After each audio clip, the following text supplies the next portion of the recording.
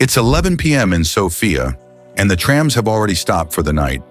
But the mineral springs near the city center are still steaming into the cold air, like the ground itself hasn't gotten the memo that it's late autumn.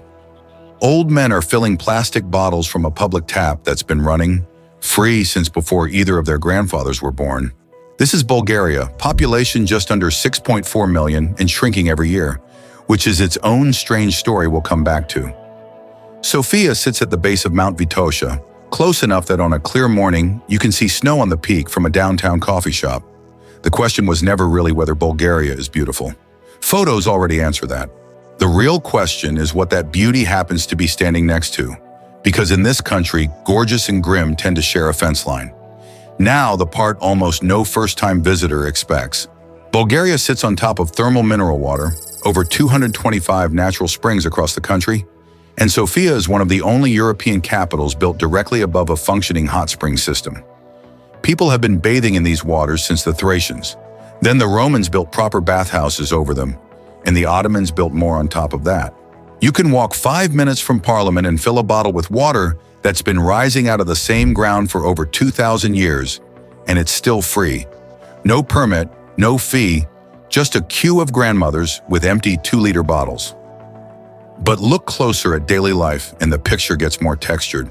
Breakfast tends to be banitsa, a flaky pastry stuffed with egg and cheese, sold out of bakery windows before 7 a.m., and eaten standing up on the way to work. Shopska salad shows up at almost every lunch table, tomatoes and cucumbers under a thick layer of grated white cheese, simple enough that nobody's grandmother needs a recipe for it. Summers in the south push past 35 degrees Celsius. Winters in the mountain towns bury roads in snow that doesn't fully clear until March. Traffic in Sofia has a reputation for being chaotic in the way that surprises people who assumed a country this size would be quieter. And stray dogs wander the boulevards with a kind of civic confidence, mostly tolerated, occasionally fed by shopkeepers who've clearly adopted them without saying so out loud. Family structure here still leans heavily traditional. Multiple generations under one roof isn't rare. It's closer to standard, especially outside the bigger cities. Grandparents raise grandchildren while parents work abroad, which brings us to something we'll unpack later. Roughly 1 in 6 Bulgarians now lives outside the country. Bulgarian yogurt deserves its own paragraph, honestly. The specific bacterial strain used here, Lactobacillus bulgaricus, was first identified by a Bulgarian doctor in 1905, and it's still marketed worldwide under Bulgaria's name because nobody else's version quite replicates the taste, or so the locals will insist over dinner. Rakia, a fruit brandy usually made from plums or grapes, functions less like a drink and more like a national handshake, poured before a meal starts rather than after it ends. Sunday lunches stretch for hours, plates keep arriving whether or not anyone asked for them, and turning down a second helping tends to be treated as a minor social event. Education still carries serious weight in Bulgarian households.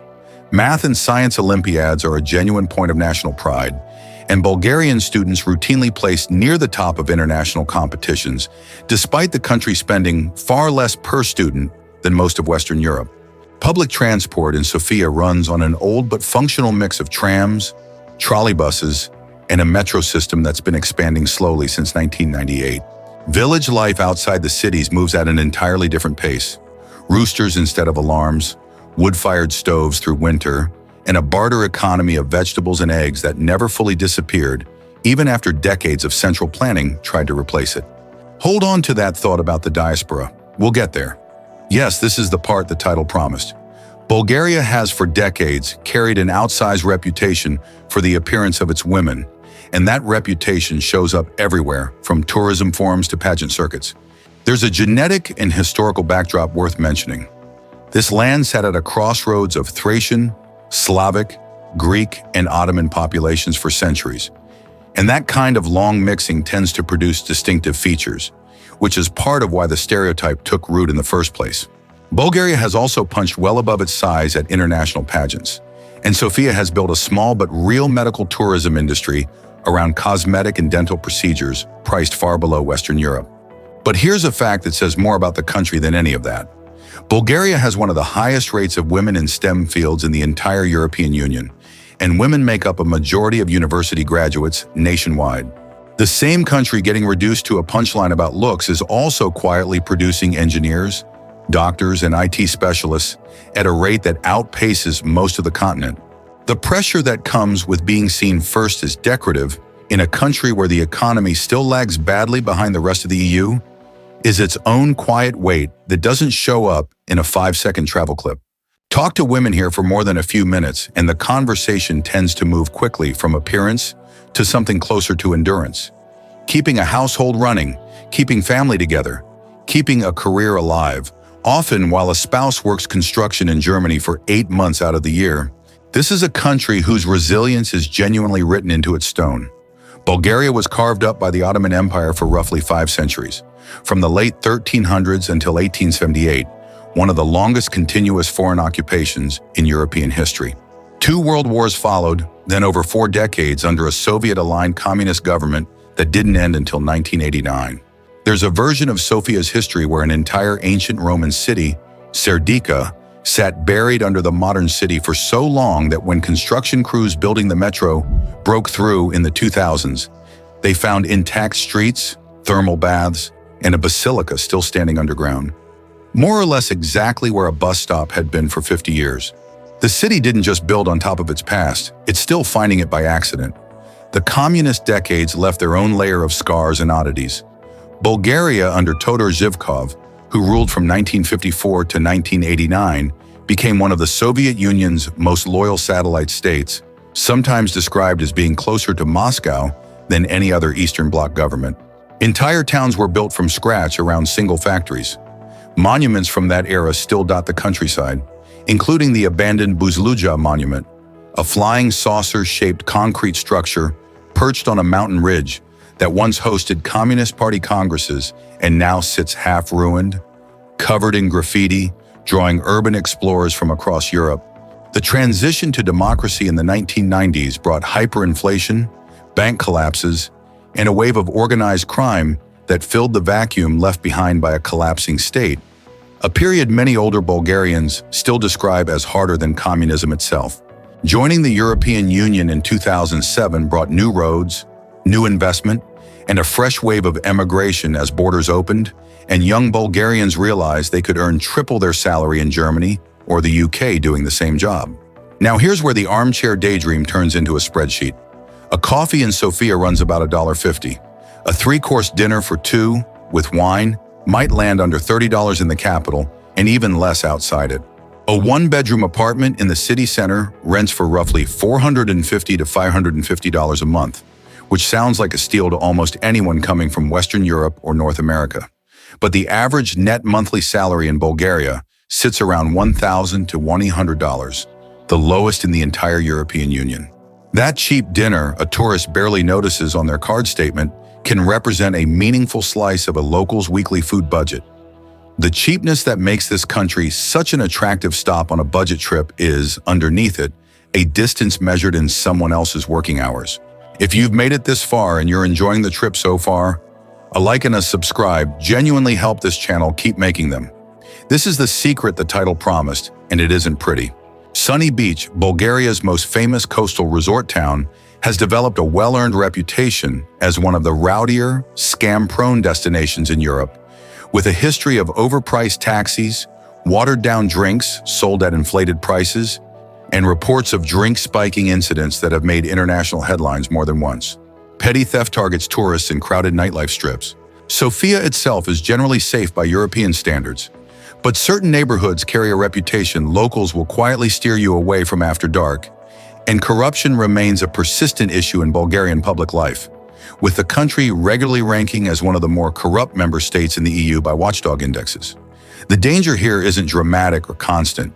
It's the kind that shows up in a padded bill or a taxi meter that starts running before you've even sat down. There's also a harder legacy tied to organized crime networks that took root during the chaotic 1990s, when former wrestlers and state security officers rebranded themselves as private security firms and quietly took over large parts of the economy. Human trafficking rings operating out of Bulgaria have made international news more than once. A grim footnote that sits uncomfortably close to the same beautiful women reputation the tourism industry likes to lean on. and it's worth sitting with that contradiction rather than rushing past it. None of this means visitors should be afraid to come. It means the same country selling itself as a postcard has an underside that rarely makes it into the brochure. But then there's the nature, which asks for none of that cynicism back. Bulgaria holds 7 UNESCO World Heritage Sites, including the Rila Monastery, founded in the 10th century and tucked into a valley in the Rila mountain range. Its striped red and white archways looking almost too deliberate to be real. The country's biodiversity runs deep for its size. Over 3,800 plant species and roughly 27,000 recorded animal species across a landscape that shifts from Black Sea coastline to alpine peaks in the space of a few hours' drive. The 7 Rila lakes sit above the tree line like something that escaped out of a different, gentler country. The Rose Valley near Kazanlak produces around 1,500 tons of rose oil annually, supplying a large share of the global perfume industry from fields that bloom pink for barely 3 weeks each May. The Pirin mountain range holds glacial lakes so still they mirror the peaks around them without a ripple most mornings. And the Balkan mountain chain, the one that gives the entire peninsula its name, runs almost the full width of the country like a spine.